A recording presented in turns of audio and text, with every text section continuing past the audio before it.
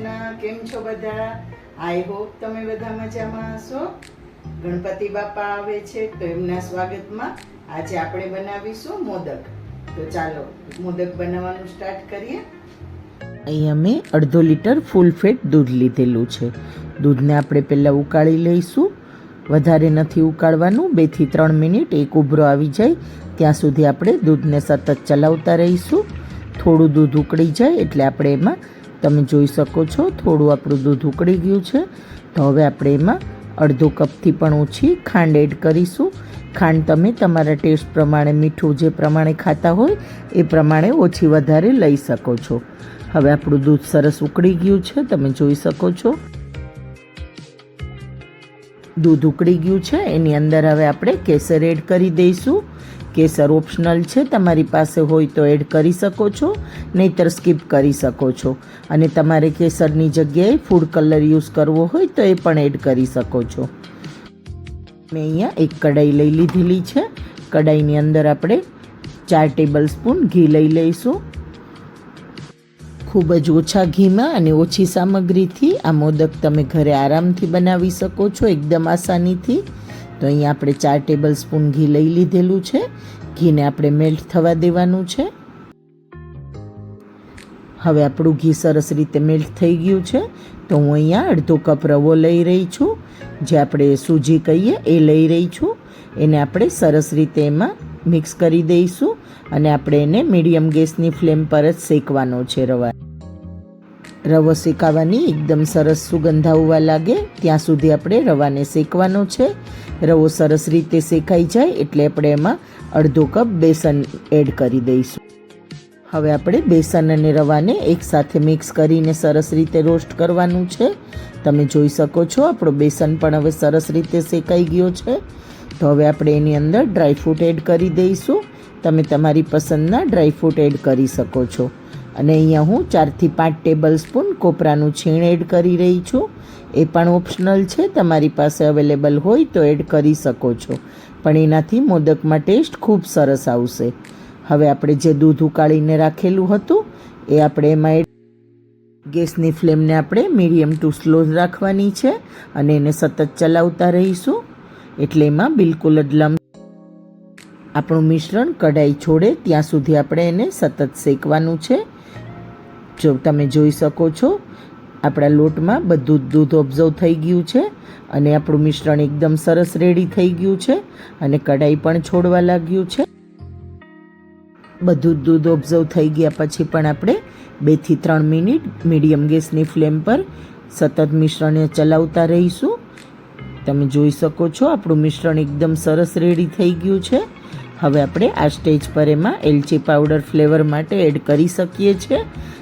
તમને જો ના પસંદ હોય તો સ્કીપ પણ કરી શકો છો, પણ હું અહીંયા એલચી પાવડર એડ કરી રહી છું. તો આપણે 1/2 ટેબલ સ્પૂન જેટલો એલચી પાવડર એડ કરી દઈશું. તમે જોઈ શકો છો આપણે કોઈ ફૂડ કલરનો યુઝ નથી કરેલો, તો પણ આપણા મોદકનું મિશ્રણનો કલર એકદમ સરસ આવેલો છે, કેમ કે આપણે એમાં બેસનનો કલર પણ આવી ગયો છે અને બાકી કેસરનો કલર પણ આવેલો છે. તમે ચાહો તો આમાં ફૂડ કલર પણ યુઝ કરી શકો છો.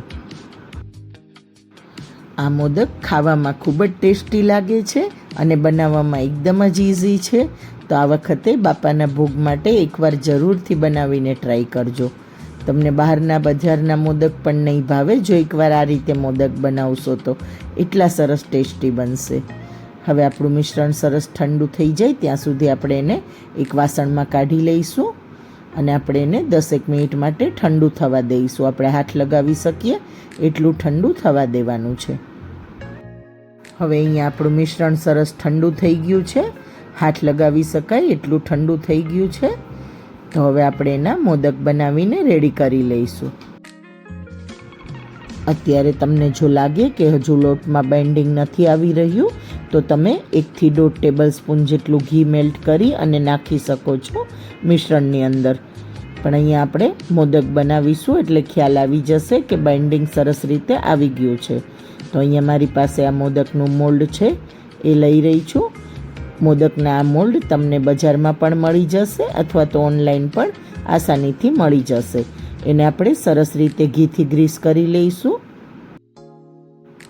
આપણે એમાં સરસ રીતે ઘી લગાવી અને ગ્રીસ કરી લીધું છે અને ફરીથી મોલ્ડને બંધ કરી દીધું છે.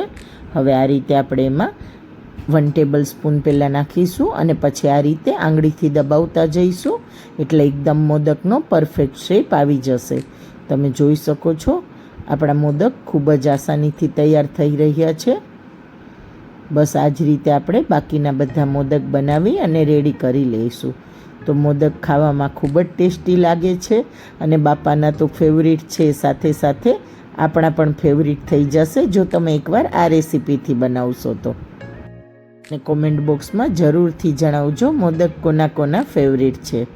તમે જોઈ શકો છો આપણે 4 થી 5 ટેબલ સ્પૂન જેટલું મિશ્રણ નાખેલું છે. એમાં આપણા મોદક સરસ રીતે તૈયાર થઈ ગયા છે. તો આ જ રીતે આપણે બાકીના બધા મિશ્રણમાંથી પણ મોદક બનાવી અને તૈયાર કરી લઈશું. તમે જોઈ શકો છો એકદમ પરફેક્ટ મોદક બનેલા છે આપણા. તો એકવાર આ રેસીપી જરૂરથી ટ્રાય કરવા જેવી છે ફ્રેન્ડ્સ. મારી રેસીપી અને મારા વિડીયો જો તમને પસંદ હોય તો લાઈક, શેર અને કોમેન્ટ જરૂરથી કરજો ફ્રેન્ડ્સ. મારી ચેનલ પર નવા હોય તો સબસ્ક્રાઈબ જરૂરથી કરજો. ને જો મારા વિડીયો તમે ફેસબુકમાં જોઈ રહ્યા હોય તો લાઈક અને ફોલો જરૂરથી કરજો ફ્રેન્ડ્સ. તમારા લાઈક, ફોલો અને સબસ્ક્રાઈબ કરવાથી અમને એક નવો જ આનંદ મળે છે. ખૂબ જ ઉત્સાહ થાય છે નવા વિડીયો બનાવવાનો. અને તમે કોઈ નવી રેસીપી જોવા માંગતા હોય તો એ પણ મને કોમેન્ટ બોક્સમાં જરૂરથી જણાવજો. હું એ મૂકવાની જરૂરથી કોશિશ કરીશ. અને એકવાર તમે પણ જરૂરથી બાપા માટે આ રેસીપીથી મોદક બનાવી ટ્રાય જરૂરથી કરજો ફ્રેન્ડ્સ. આ જ રીતે આ મિશ્રણમાંથી આપણે બધા મોદક આ રીતે બનાવી લઈશું. અને તમે મોદકની જગ્યાએ આ જ મિશ્રણમાંથી લાડુ પણ બનાવી શકો છો જો તમારી પાસે મોદકનું મોલ્ડ ન હોય તો. પણ મોદકનું મોલ્ડ તમને આસાનીથી બજારમાં અથવા તો ઓનલાઈન મળી જશે. તો મળીએ નવા વિડીયોમાં. Thank you friends.